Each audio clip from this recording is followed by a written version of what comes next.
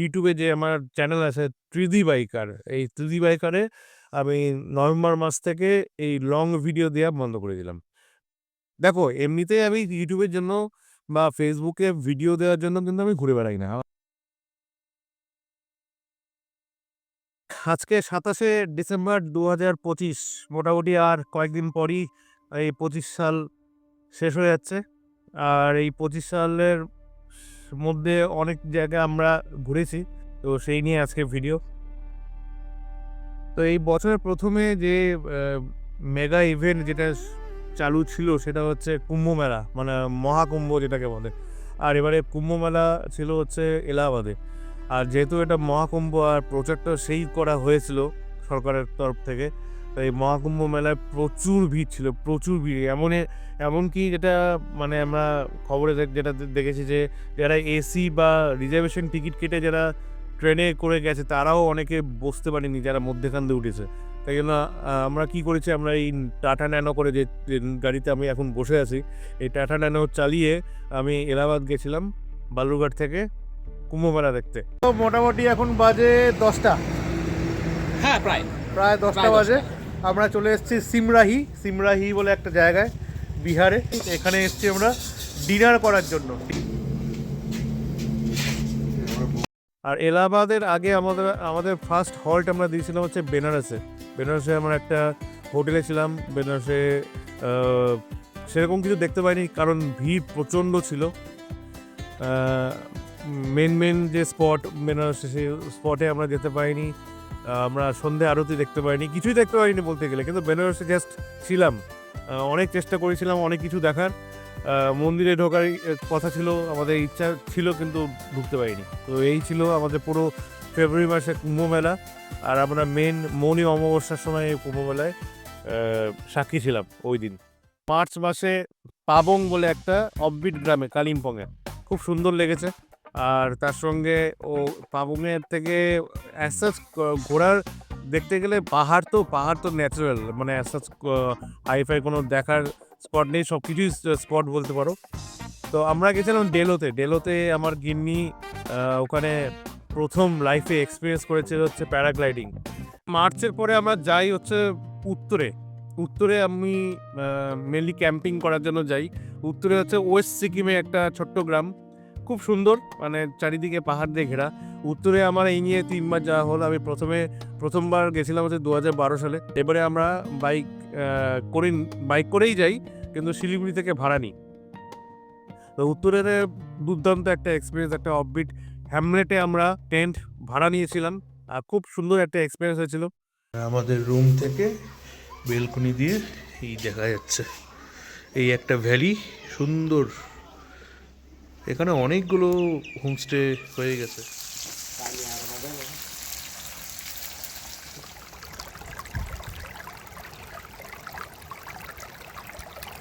June মাসে আমরা যাই হচ্ছে মায়াপুর। দেখো, বাঙালিদের কাছে সস্তা ঘোরা জায়গা কয়েকটা স্পট আছে, যেরকম মায়াপুর আছে, নবদ্বীপ আছে, দীঘা আছে। তো মায়াপুর আমাদের বালুরঘাট থেকে কানেক্টিভিটি খুব ভালো, তাই মায়াপুরে আমরা যাই। মায়াপুরে মেনলি আমার মায়াপুরে যাওয়া বারে জাগে হচ্ছে মায়াপুরের প্রসাদের জন্য। আর দুর্দান্ত লাগে ভাই মায়াপুরের প্রসাদ। তোমরা যদি না খেয়ে থাকো, এখনও পর্যন্ত তোমাদেরকে মানে বলে রাখি যে অবশ্যই তোমরা মায়াপুরে দুপুরে ভোগ তোমরা অবশ্যই 70 টাকা, এখন মনে হয় 70 না 80 টাকা আছে, তো 70 টাকা দিয়ে এই ভোগ পাওয়া যায়। অবশ্যই খেও, মানে অমৃত জাস্ট অসম। তো সেই মায়াপুরে গেছিলাম। তো আমাদের হচ্ছে 108 নম্বর রুম, এই হচ্ছে আমাদের রুম। এবারের রুমটা বেশি বড় না, একদম মোটামুটি ঠিকঠাক।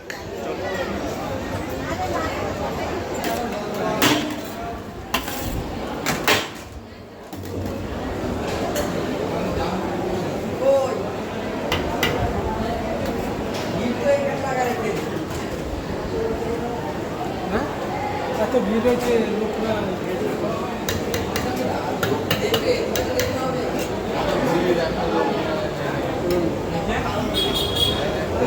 বর্ষাকালে আমি আবার আমার টাটা ন্যানো নিয়ে বেরিয়ে পড়ি আর একটা অফবিট ডেস্টিনেশন। এবারে আমরা এই টাটা ন্যানো নিয়ে যাই হচ্ছে মিরিকের রাস্তা দিয়ে একটা অফবিট ডেস্টিনেশন। আমার গিন্নি গত বছর একটা হোমস্টে দেখে রেখেছিল, জায়গাটার নাম হচ্ছে কয়লা গোদাম।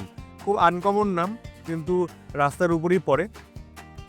ওই কয়লা গোদামে আমরা ওই হোমস্টেতে ছিলাম, পুরোপুরি আমরা একা। আর দুর্দান্ত এক্সপিরিয়েন্স ভাই, যে বর্ষাকালে যে পাহাড় যা লাগে কিছু বলার নেই। তো সীমানা বস্তি থেকে পশুপতি ফটক এই রাস্তার মধ্যে একটা হোমস্টে আমার গিন্নি অনেক দিন ধরে দেখেছিল। এই হচ্ছে সেই হোমস্টে, খাম্বু হোমস্টে হচ্ছে সেই হোমস্টে। চলো ঘরটা দেখি। এই বেলায় ফটো ভেজেছে না? বাহ, বহুত আচ্ছা।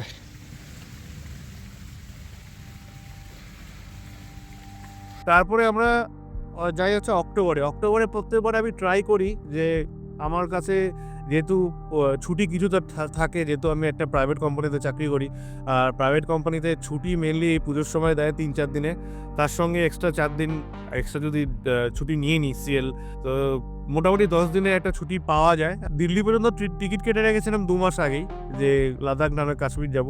পরে আমরা ডিসিশন চেঞ্জ করি যে আমরা না, ওইদিকে কোনো দিকেই যাব না, কারণ এমনিতেই বর্ষা ছিল, অনেকগুলো কারণ ছিল। বর্ষা, সাংঘাতিক বর্ষা ছিল, সব জায়গাগুলো মানে অবস্থা খারাপ হয়ে গেছিলো। তারপরে কাশ্মীরে তো গন্ডগোল লেগেই আছে, তারপর লাদাখেও দেখলাম একটা গন্ডগোল চলছে। তো আমরা ডিসিশন নিলাম যে না, আমরা সমতলেই থাকবো। তো সমতলে কোথায়? আমরা গেছিলাম হচ্ছে উজ্জেনে। দিল্লি থেকে আমরা উজ্জেন যাই। উজ্জেনে মহাকালেশ্বর, বিশাল ফেমাস একটা জ্যোতির্লিঙ্গ। তো সেই মহাকালেশ্বরে যাই, উজ্জেন শহরটা ঘুরে দেখি। তারপর ওখান থেকে যাই হচ্ছে ওমকারেশ্বর।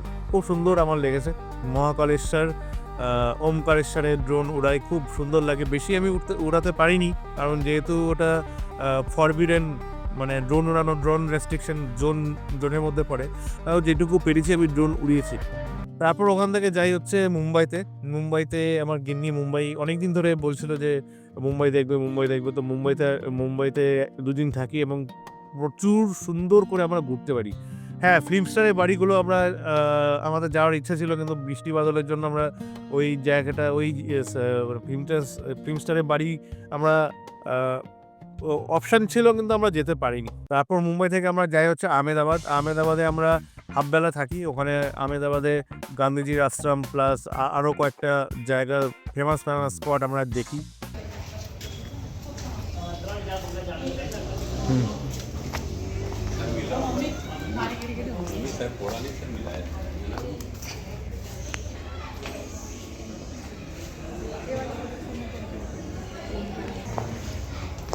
আহমেদাবাদ থেকে আমরা চলে যাই হচ্ছে সোমনাথ মানে ভেরাবাল জাংশনে প্রথমে সকালবেলা গিয়ে উঠি। তারপর ওখান থেকে আমরা সোমনাথে যাই।